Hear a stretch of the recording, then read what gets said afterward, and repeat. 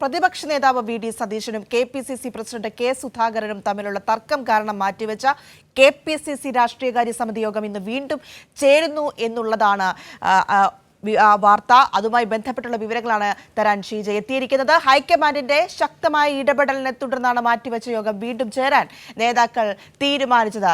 Sheeja, good morning. Good morning Priya. അങ്ങനെ വീണ്ടും ഈ തർക്കങ്ങളും വാഗ്വാദങ്ങളും ഒക്കെ കഴിഞ്ഞ് ഇന്ന് കെ.പി.സി.സി രാഷ്ട്രീയകാര്യ സമിതി യോഗം നടക്കാൻ പോവുകയാണ്. സുധാകരനും സതീശനും തമ്മിലുള്ള വാക്പോരൊക്കെ നമ്മൾ കണ്ടു. അതിന്റെ പേരിൽ പല പ്രശ്നങ്ങളുണ്ടായിരുന്നു. അതൊക്കെ അവസാനിപ്പിക്കണമെന്ന മുന്നറിയിപ്പ് പല നേതാക്കളും അവർക്ക് കൊടുക്കുന്നുണ്ടായിരുന്നു. ഇന്നിപ്പോൾ എന്ത് വേണം പ്രതീക്ഷിക്കാൻ? തീർച്ചയായും പ്രിയ, ഏതായാലും ഹൈക്കമാൻഡിൽ നിന്നുള്ള ശക്തമായ താക്കീതിന്റെ അടിസ്ഥാനത്തിൽ തന്നെയാണ് ഇപ്പോൾ ഏതായാലും യോഗം ഇന്നിപ്പോൾ ചേരുന്നത്. പ്രത്യേകിച്ചും പ്രിയ സൂചിപ്പിച്ചതുപോലെ തന്നെ ആദ്യം കെ.പി.സി.സിയുടെ രാഷ്ട്രീയകാര്യ യോഗം പ്രതിപക്ഷ നേതാവ് പങ്കെടുക്കാതെ വിട്ടുനിൽക്കുന്നു. പ്രതിപക്ഷ നേതാവ് തലസ്ഥാനത്തുണ്ടായിട്ടുമായിരുന്നു ഈ രീതിയിൽ യോഗത്തിൽ നിന്നും വിട്ടുനിന്നത്. അതിന് തൊട്ടു പിന്നാലെ UDFന്റെ യോഗം ചേർന്നപ്പോൾ ഇത്തരത്തിൽ ഉള്ളൊരു പ്രതിപക്ഷ നേതാവിന്റെ നിലപാടിനെ തുടർന്ന് കെ.പി.സി.സി അധ്യക്ഷൻ തന്നെ UDF യോഗത്തിൽ നിന്നും വിട്ടുനിൽക്കുന്നൊരു സമീപനവും ഉണ്ടായി. ഇത് വലിയ തോതിൽ കോൺഗ്രസിലെ മുതിർന്ന നേതാക്കൾക്കിടയിലും അതോടൊപ്പം തന്നെ UDFിലെ മറ്റ് ഘടകകക്ഷിയുടെ പ്രധാനപ്പെട്ട നേതാക്കൾക്കിടയിലും വലിയ തോതിൽ അതൃപ്തിക്ക് ഇടയാക്കിയിരുന്നു. ഇത് മുന്നണിയുടെ കെട്ടുറപ്പിനെ തന്നെ ഈ നേതാക്കൾ തമ്മിലുള്ള തർക്കം ബാധിക്കും എന്ന തരത്തിലുള്ള വിമർശനങ്ങൾ പല കോണിൽ നിന്നായി ഉയരുകയും ചെയ്തു. ഈ ഒരു ഘട്ടത്തിൽ ഹൈക്കമാൻഡിന് പോലും വിഷയത്തിൽ കടുത്ത അതൃപ്തി ഉണ്ടാകുന്നൊരു സാഹചര്യം ഉണ്ടായിരുന്നു. അതേ തുടർന്നാണ് ഹൈക്കമാൻഡ് ശക്തമായിട്ടുള്ള നിർദ്ദേശം നൽകിയതും അതോടൊപ്പം തന്നെ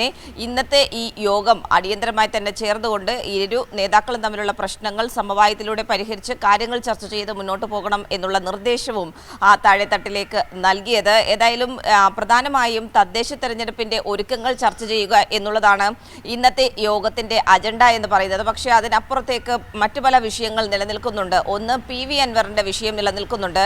PV അൻവറിനെ വേഗത്തിൽ തന്നെ മുന്നണിയിലേക്ക് എടുക്കേണ്ടതില്ല എന്നുള്ളൊരു നിലപാടാണ് ഭൂരിപക്ഷം നേതാക്കൾക്കും ഉള്ളത്, കോൺഗ്രസിനുള്ളിലുള്ള പ്രധാനപ്പെട്ട മിക്ക നേതാക്കൾക്കും ഉള്ളത് എന്നുള്ളതാണ് മനസ്സിലാക്കാൻ സാധിക്കുന്നത്. അതുകൊണ്ട് തന്നെ അത്തരത്തിലൊരു ചർച്ച വന്നാൽ അവരുടെ നിലപാട് യോഗത്തിൽ അറിയിക്കാൻ തീരുമാനിച്ചിട്ടുണ്ട് ഒരു വിഭാഗം നേതാക്കൾ. മറ്റൊന്ന്, വയനാട് DCC ട്രഷററുടെയും മകന്റെയും ആത്മഹത്യ സംബന്ധിച്ചിട്ടുള്ള കാര്യമാണ്.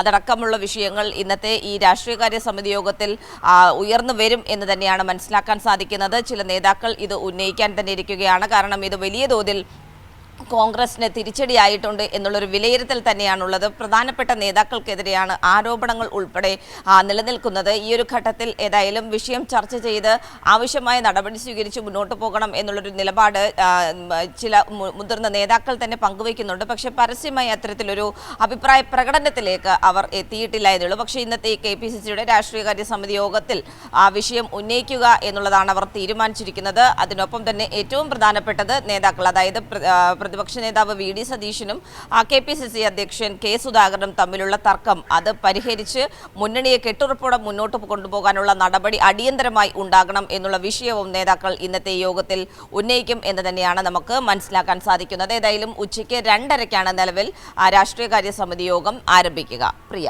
ശരി ഷീജ, ഏതായാലും പ്രതിപക്ഷ നേതാവ് വി ഡി സതീശനും കെ.പി.സി.സി പ്രസിഡന്റ് കെ സുധാകരനും തമ്മിലുള്ള തർക്കം കാരണം മാറ്റിവെച്ച കെ.പി.സി.സി രാഷ്ട്രീയകാര്യ സമിതി യോഗം ഇന്ന് വീണ്ടും ചേരുകയാണ്.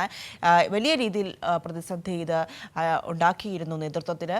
അതിൻ്റെ പേരിൽ തന്നെ പല പ്രശ്നങ്ങളും ചർച്ചകളും ഒക്കെ ഉയർന്നു വന്നതും നമ്മൾ കണ്ടതാണ്. എന്തായാലും ഇപ്പോൾ ഹൈക്കമാൻഡിന്റെ ശക്തമായ ഇടപെടൽ ഉണ്ടായിട്ടുണ്ട്.